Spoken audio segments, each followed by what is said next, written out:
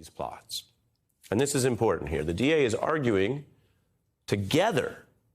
The evidence shows, and they can, of course, test this. They have to prove it to a jury, that it all went beyond legal services or hypotheticals.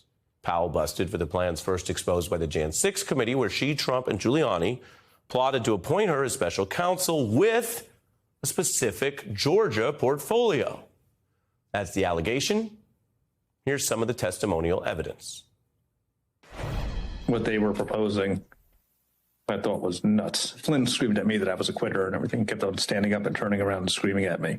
We landed after January 20th. So that's what that was all about. And the January 6th committee, according to prosecutors and legal experts, has clearly advanced all of this because they gathered all that testimony. A lot of it was clearly true. A lot of it was fact-checked. A lot of it was corroborated. That's how investigations work. They also gave these individuals the chance to respond, which is only fair. Fanni Willis, and under this new big Fanni standard, we're very concerned for Democrats. They have committed so many felonies, we're waiting for their indictment to come any day now. But Hillary and Maddow, two people who've committed many felonies by denying elections, by claiming that presidents were illegitimate, by doing the same things that they're indicting Trump for, they're kind of oblivious to that. They're instead just sitting around laughing it up, yucking it up. This is such a sad state of affairs, and it's just a big funny joke. Shout out to the Storm Redux for clipping this. I can't believe this. Yeah, this is not the circumstances in which I expected to be talking to you. Nor me, Rachel. It's always good to talk to you, but honestly, I didn't think that it would be under these circumstances. Yet another set of indictments. Yeah.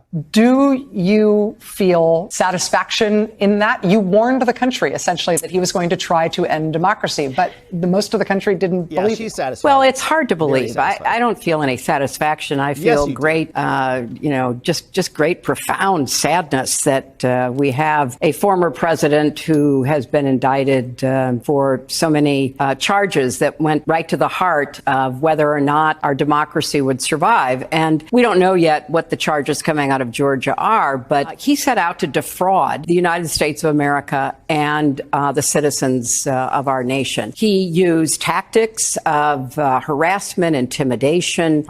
He made threats. He and his allies went after state officials, local officials responsible for conducting elections. Now we know they even went into voting machines in order to, determine whether or not those voting machines had somehow been breached when they were the ones actually doing the breaching. All of the efforts by Donald Trump, his allies, and his enablers to try to silence the truth, to try to undermine democracy, have been brought into the light, and justice is being pursued. Yeah, well, we're hoping that justice is also pursued against Hillary Clinton, who has committed major violations of trust with the American people, including when she had her classified documents problem and her insurrection of Benghazi, all sorts of problems that she never got indicted for or raided for. But when it comes to elections, she's saying that Trump was dishonest, and she was saying that he and his people were trying to deviate the public perception about the true nature of the outcome, and he should be indicted 4 times for it. But didn't Hillary say this? You can run the best campaign, you can even become the nominee, and you can have the election stolen from you. Oh, felony. Oh, no.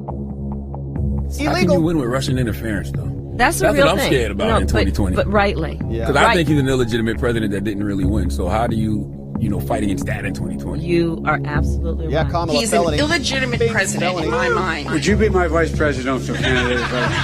Felony. Folks, look, I absolutely agree. Trump didn't actually win the election in 2016. Rico. He lost the election, and he was put into office. Put his butt on there. He's a co-defendant. Russia Rico interfered with our election, attacked our democracy for the sole purpose of artificially placing someone at 1600 Pennsylvania Avenue. They were successful. Trump knows he's an illegitimate president. The president-elect, although legally elected, is not legitimate. I don't see Waddler Jerry.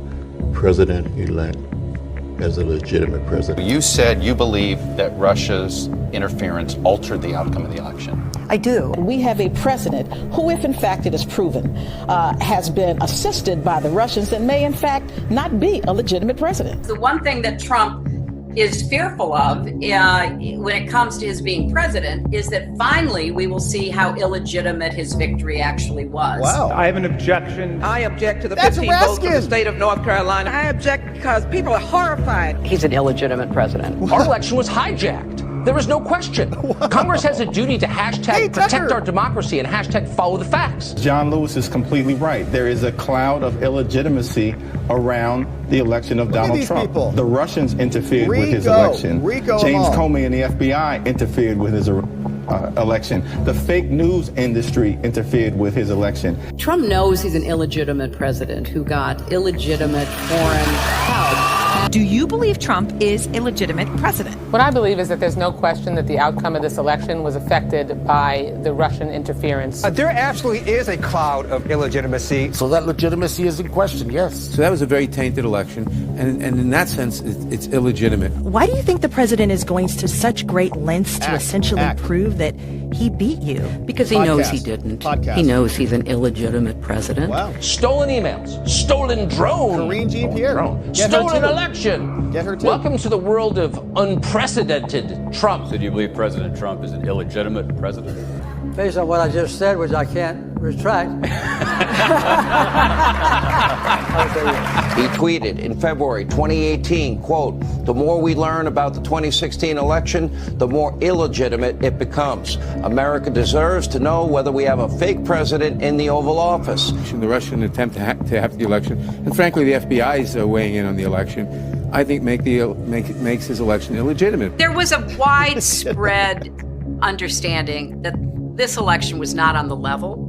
Hillary, how the stories change. So when she loses, it's rigged, Trump stole it, it's Russian information, Russian hacking the election, blah, blah, blah. But when Trump loses and he says exactly the same stuff and does the same stuff that she did, much closer margins in many of these other states, she didn't have those same legal arguments to make or didn't make them. Maybe she could have made them, but didn't. But Trump's allowed to make them. So she goes through and is laughing now for committing the same conduct that Trump did. And Rachel Maddow is doing the same thing. Here's another clip from her. We are still every day dealing with this question of whether or not our president was chosen, not just because of a foreign intelligence operation. We're grappling with this existential question as to whether his campaign was part of that foreign intelligence operation. Russia, Vladimir Putin, Russia, hates Russia, Putin,